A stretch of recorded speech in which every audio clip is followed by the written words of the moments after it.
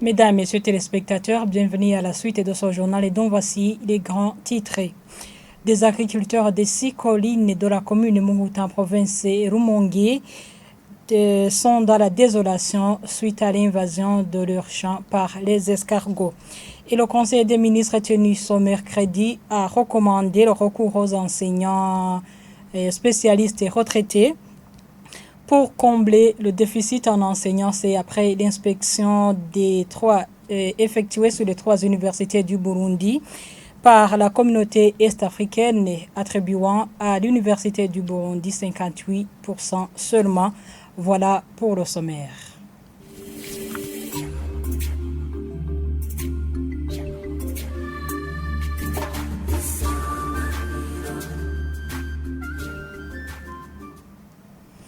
La page agriculture débute le journal où des escargots ravageurs rapportés sur les 6 collines de la commune Muhuta en province de Rumongue inquiètent les cultivateurs de ces localités. Certains d'entre eux déplorent être victimes pour la 3e fois de suite. Il écrit que cette fois-ci, cette problématique prend de l'ampleur. Selon ces cultivateurs, des produits phytosanitaires devraient être une urgence pour stopper l'invasion. Jean-Pierre Misago. Sur la colline Gassangue, l'une des 6 collines de la commune Muhuta de la province de Rumongue, attaquée par ces escargots ravageurs de cultures et arbustes où nous avons été, les cultivateurs redoutent la famine. Ceux qui se sont exprimés disent en effet consacrer tout leur temps, y compris les dimanches, à ramasser les 16 escargots qu'ils tuent au moyen de la cendre.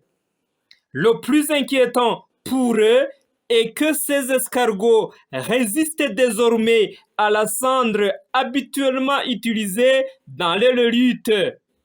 Ces cultivateurs interrogés voudraient que le ministère ayant l'agriculture dans ses attributions mette à leur disposition un produit chimique tuant ces escargots rapportés dans cette localité pour une 3e année consécutive, avec cette fois-ci une prolifération et une vitesse de destruction sans nom. À notre arrivée sur le terrain, une délégation du ministère ayant l'agriculture dans ses attributions venait d'y effectuer une descente pour se rendre compte de la situation et a appelé à l'utilisation de l'homo et du sel pour tuer ces escargots ramassés, une lutte difficile puisque trop coûteuse notamment pour ceux disposant de vastes champs de culture, disent ces cultivateurs.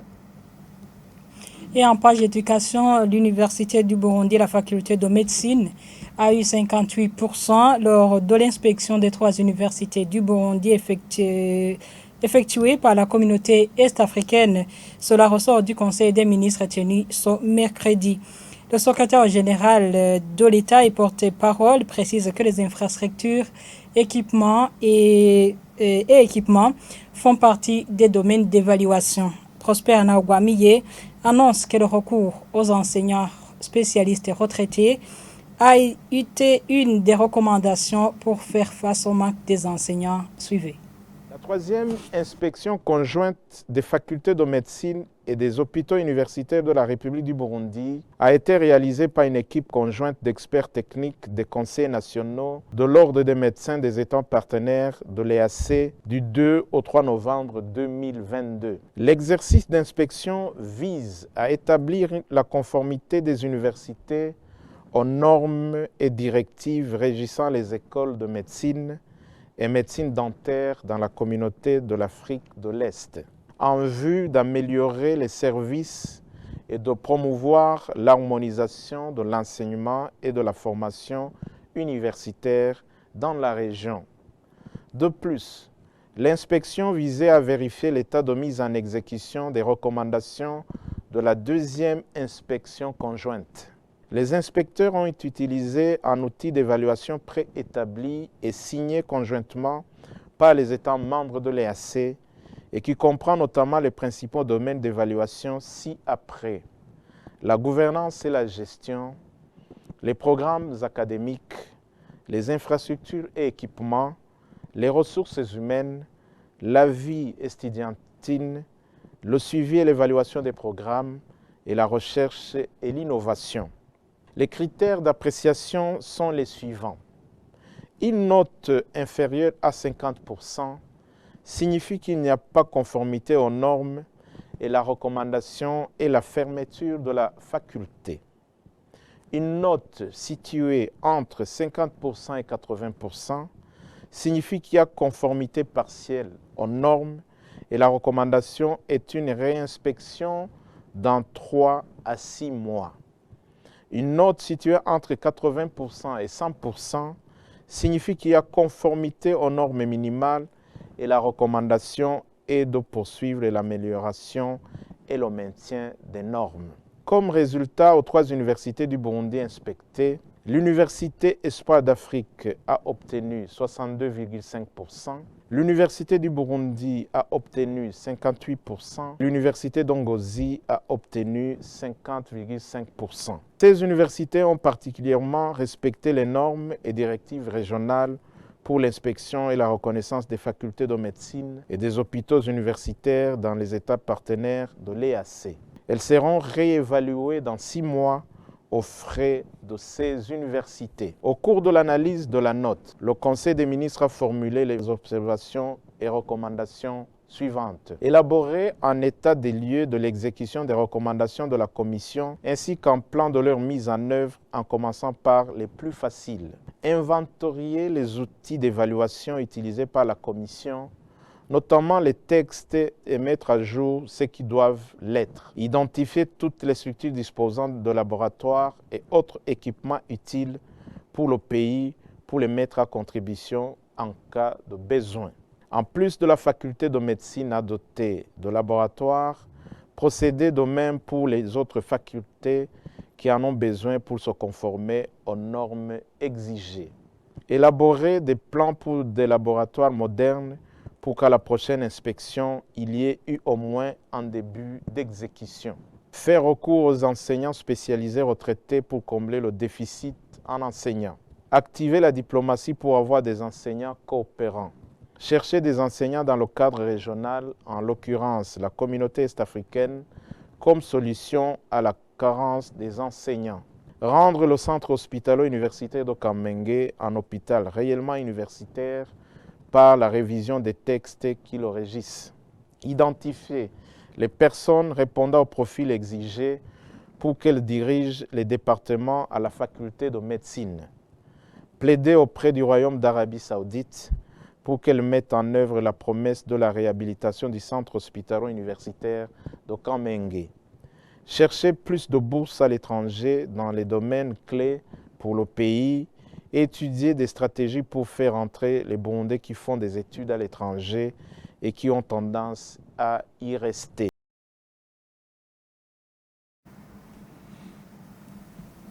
Et en page de société, l'augmentation du chiffre d'affaires de plus de 13 milliards au cours de l'année 2021 par rapport à l'an 2020 dans les compagnies d'assurance au Burundi est l'une des preuves de leur performance.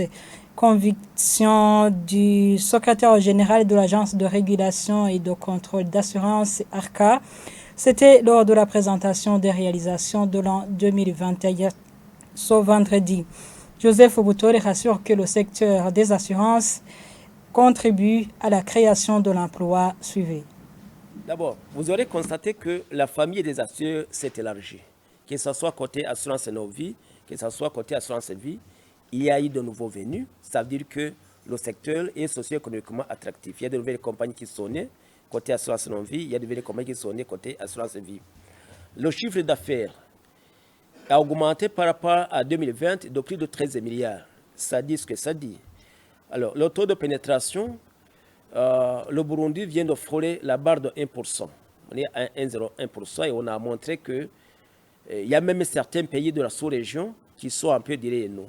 Et que même par rapport disons, au meilleur succès mondial, aux meilleurs exemples mondiaux, la distance qui nous sépare, c'est vrai, elle est là, mais il y a lieu d'arriver aux résultats qui sont déjà atteints par les autres. Nous avons aussi montré que dans le secteur des assurances, il y a une augmentation par rapport à la création d'emplois. Donc, et puis, un autre élément qui pourrait aussi attirer votre attention, c'est les relations assureurs et assureurs. On a vu que les montants qui auparavant étaient cédés par les assureurs ou les assureurs continuent à baisser. Pourquoi? Parce qu'on est en train d'encourager très sérieusement les compagnies à partager les risques, à privilégier la coassurance au lieu de faire chaque fois recours aux réassureurs étrangers à qui on envoie de l'argent pour des choses qu'on peut réaliser à l'interne sur le marché local en privilégiant la bonne collaboration entre les compagnies d'assurance. Donc voilà quelques exemples qui montrent les performances du secteur pour l'année 2021 qui en réalité sont les grandes articulations de ce rapport. Toujours en page de société, 50 septuagénaires indigents des différentes collines de la commune et province Ngozi ont été assistés en vivres et en vêtements d'une valeur de 100 000 francs burundais par tête de la part de l'administrateur communal Ngozi. C'est Joseph Martin Bouchoumi déclare poser l'acte pour leur faciliter de célébrer les fêtes de fin d'année comme les autres. Les détails avec Apollinaire Mouzagara. Ces 50 personnes âgées ont été choisies dans différentes collines composant la commune Ngozi à raison d'une personne très vulnérable par colline. Ils disent mener une très mauvaise vie actuellement, indiquant qu'ils sont plus capables de cultiver et que leurs enfants ont tous déjà fondé leur foyer. Chacun recevait 10 kilos de riz, du sucre, savon, des pagnes, farine de bouillie et autres. Ils ont même reçu chacun une enveloppe de 10 000 francs, une aide d'une valeur de 100 000 francs chaque. L'administrateur de la commune Ngozi, Joseph Martin Bouchoumi, parle d'un soutien fait à ces vieux vulnérables afin de célébrer dans la joie les fêtes de Noël et de Nouvel An. En vue de raccourcir la distance à parcourir, cette aide a été acheminée dans les zones d'origine de ces bénéficiaires. Et voilà, c'est par ici que nous mettons un point final à cette édition. Merci de l'avoir suivi. Au revoir. Joyeux Noël à toutes et à tous.